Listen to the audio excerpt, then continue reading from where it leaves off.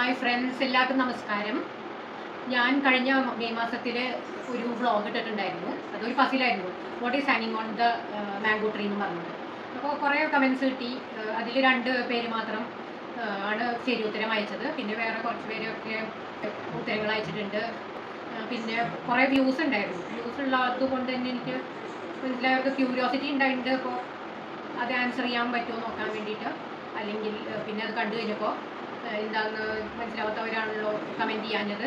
അപ്പോൾ അവർക്ക് അറിയണം എന്ന് ആഗ്രഹവും ഉണ്ടായി കാണും ചിലപ്പോൾ എന്താ സാധനം എന്നുള്ളത്. അപ്പോൾ അത് എന്താണെന്ന് വെച്ച് കഴിഞ്ഞാൽ അത് മാവിലൊരു വള്ളി ഇങ്ങനെ പടർന്നതാണ്. പടർന്നിട്ട് പോത്താന്നാണ് ഞങ്ങൾ പറയാം. മേത്ത് തേക്കുന്ന സ്ക്രബാണ്, ബാത്ത് സ്ക്രബാണ് അത്. അത് ഉണ്ടായി നിൽക്കുന്നതായിരുന്നു ആ വള്ളിയിൽ കാണിച്ചിട്ടുണ്ടായിരുന്നത്.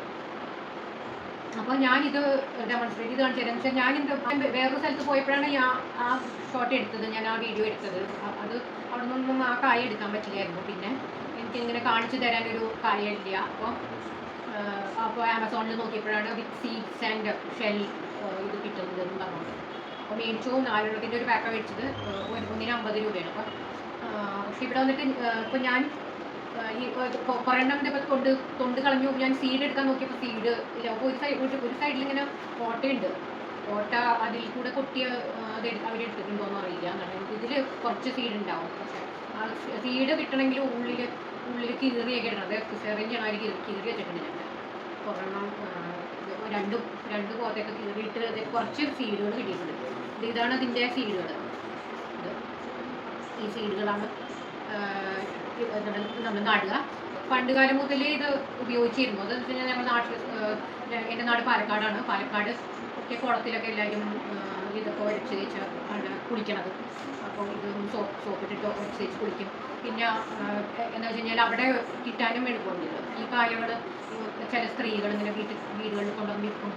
ഇങ്ങനെ കാട്ടിൽ നിന്നൊക്കെ പറിച്ചിട്ട്, കാട്ടിലുണ്ടാവും. ഇങ്ങനെ കൃഷിയായിട്ട് നടത്തുന്നുണ്ടായിരുന്നില്ല പണ്ടൊന്നും.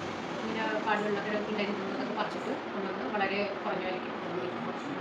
പിന്നെ ഞങ്ങൾ സമ്മർ വെക്കേഷൻ കഴിഞ്ഞിട്ട് തിരിച്ചു പോകുമ്പോൾ അമ്മ ഒരു വർഷത്തേക്കുള്ള വേറെ സാധനങ്ങൾക്ക് പറഞ്ഞ കൂട്ടത്തിൽ ഇതുണ്ടാവും. അപ്പോൾ ഒരു വർഷം ഞങ്ങൾക്ക് സുഖമായി ഉപയോഗിക്കാനുണ്ടാവും. അങ്ങനെ ഞാൻ പണ്ട് മുതൽ ഉപയോഗിച്ചിട്ടുണ്ട്. പിന്നെ എൻ്റെ അറിവിൽ 150 വർഷം മുമ്പേ അമ്മൂമ്മയുടെ ഒക്കെ ചെറുപ്പത്തിൽ ഇതൊക്കെ ഉപയോഗിക്കുന്നുണ്ട്. അതറിയാം. പിന്നെ ഞാനിപ്പോൾ ഇത് ഗൂഗിൾ സെർച്ചൊക്കെ ചെയ്തപ്പോൾ മനസ്സിലായത് ഇത് ഇന്ത്യയിൽ ഏഷ്യൻ കൺട്രീസിലാണ് ഉണ്ടായിരുന്നത്. അപ്പം ഇന്ത്യയിൽ കുറേ സെഞ്ചുറീസ് ആയിട്ടൊക്കെ യൂസ് ചെയ്യുന്നുണ്ട്.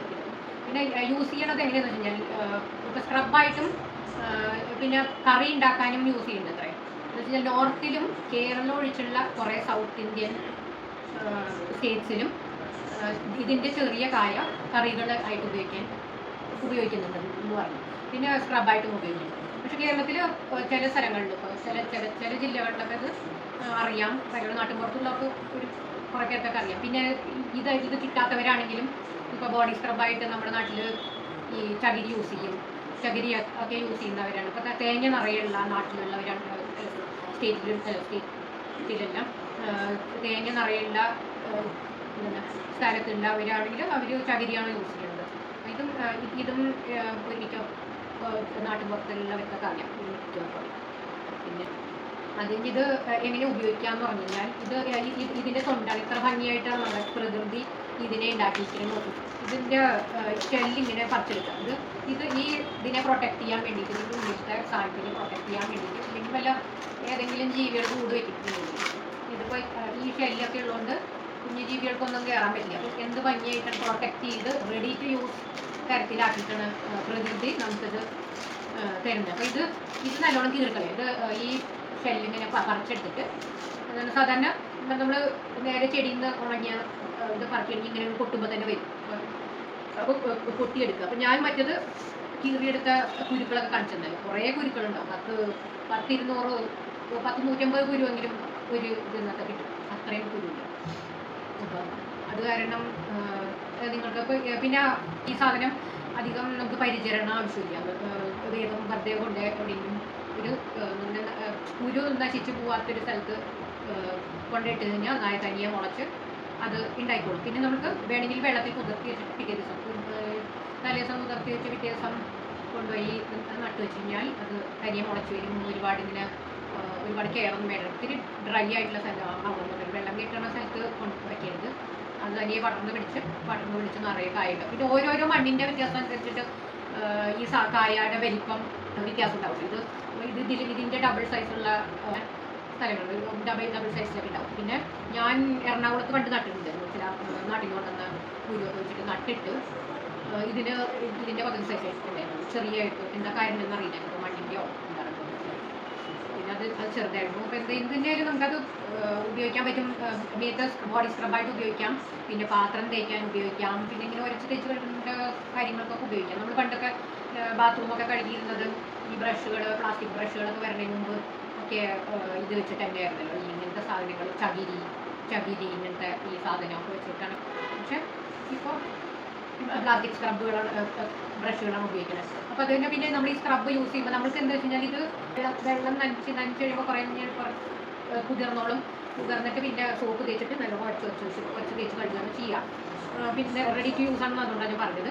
പിന്നെ എന്താ വെച്ച് കഴിഞ്ഞാൽ നമ്മൾ മറ്റേ പ്ലാസ്റ്റിക്കിൻ്റെ സാധനങ്ങൾ, വേറെ സിന്തറ്റിക് ടൈപ്പ് സ്ക്രബ് യൂസ് ചെയ്യുമ്പോഴുള്ള പ്രശ്നം എന്ന് വെച്ച് കഴിഞ്ഞാൽ അത് കുറേ പൊടിഞ്ഞ് പീസസ് ഇങ്ങനെ കിടന്ന് അത് വെള്ളത്തിലരിഞ്ഞ് നമ്മളെന്താ വെച്ച് കഴിഞ്ഞാൽ നമ്മൾ പിന്നെ ഡെയിലി യൂസും ചെയ്യുന്നുണ്ട് ഈ സാധനം. അങ്ങനെയാണ് ഓരോ ദിവസവും ഓരോ ചെറിയ പൊടികൾ അത് പൊടിഞ്ഞ് വെള്ളത്തിലേക്കല്ലേ ചേരുന്നത്. വെള്ളത്തിലേക്ക് ചേരും. പിന്നെ നമ്മൾ പണ്ട് പാത്രമൊക്കെ തേച്ചിരുന്നത് കേരളത്തിലുള്ളവർ ചകിരി യൂസ് ചെയ്തിട്ടാണ്. പക്ഷെ പിന്നെ ഇങ്ങനത്തെ സ്ക്രബുകളൊക്കെ വന്നപ്പോൾ അതാണ് യൂസ് ചെയ്യണത്.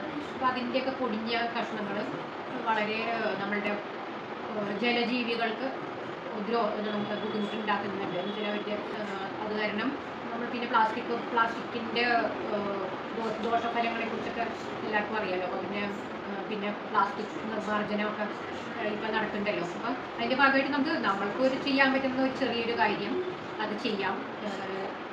പിന്നെ പല ഗൾഫ് കൺട്രീസിൽ വരെ ഇത് കൃഷി ചെയ്തിരുന്നു. പ്ലാസ്റ്റിക്കൊക്കെ ഉണ്ടാകുന്ന ഒരു നാട്, പിന്നെ ഡെസേർട്ട്, എന്നിട്ട് പോലും അവർ കൃഷി ചെയ്ത് ഉണ്ടാക്കുന്നുണ്ട് ഈ സാധനം. ഈ സ്ക്രബ് ഒക്കെ മിഡിൽ ഈസ്റ്റിലെ കൃഷി ചെയ്യുന്നുണ്ട്.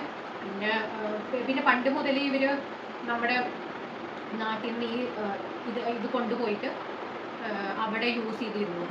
അറബ് കൺട്രീസിൽ. അപ്പോൾ അറബ് നെയിമാണ് ലൂഫ എന്ന് പറഞ്ഞിട്ട്. ലൂഫ ഇപ്പോൾ ഹിന്ദി വേർഡായിട്ട് യൂസ് ചെയ്യുന്നു. പക്ഷേ അറബിക് വാക്കാണ് ലൂഫ എന്ന് പറയുന്നത്.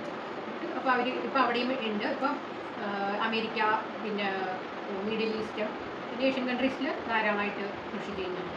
അപ്പോൾ ഇതിൻ്റെ ഗുണഫലങ്ങളെക്കുറിച്ച് ആലോചിച്ചിട്ട് നമ്മൾ അത് ചെയ്യണം. പിന്നെ എന്താ വെച്ച് കഴിഞ്ഞാൽ കുടിച്ചു കഴിഞ്ഞ് കഴിഞ്ഞാൽ ഇതിലത്തെ സോപ്പ് കളഞ്ഞിട്ട് വെച്ചാൽ മതി. എന്നിട്ട് വെള്ളം വാർന്ന് പോകാൻ വെച്ച് കഴിഞ്ഞാൽ ഒരു കുഴപ്പമില്ല. പിന്നെ പിറ്റേ ദിവസം എടുത്ത് കുളിക്കുമ്പോൾ പിന്നെയും ഒന്ന് കഴുകിയിട്ട് പിന്നെ തേക്കാൻ നോക്കണം. അത്രയും മാത്രമേ കെയറേ ആവശ്യമുള്ളൂ.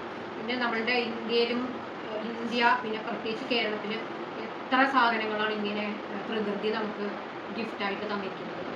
അതൊക്കെ യൂസ് ചെയ്താൽ കുറേയൊക്കെ യൂസ് ചെയ്ത് കഴിഞ്ഞാൽ നമുക്ക് പലതിൻ്റെയും പകരം ഈ പ്ലാസ്റ്റിക്കിന് പകരമായിട്ട് യൂസ് ചെയ്യാൻ പറ്റുന്ന ഒരുപാട് സാധനങ്ങൾ നമ്മുടെ നാട്ടിലുണ്ട്. നമ്മുടെ നാട്ടിലെ അല്ലെങ്കിൽ ഇന്ത്യയിൽ ഇഷ്ടംമാതിരി സാധനങ്ങളുണ്ട്. അപ്പോൾ അതൊക്കെ യൂസ് ചെയ്യാൻ നമുക്ക് ഒരു പരിധിവരെയൊക്കെ നോക്കാം. ഇതൊക്കെ എന്ന് പറഞ്ഞാൽ വളരെ വളരെ സിമ്പിളായിട്ടുള്ള കാര്യമാണെന്ന് വെച്ചാൽ പരിചരണം ആവശ്യമില്ലാത്തതുകൊണ്ട് സുഖമായിട്ട് യൂസ് ചെയ്യാൻ പറ്റും. ഇതൊക്കെ ഉണ്ടാക്കാം നമുക്ക് വീട്ടിൽ. പിന്നെ സെല്ലും ചെയ്യാം. ഇതൊക്കെ ഒരു 150 രൂപയ്ക്കാണ് പുറത്ത് വില.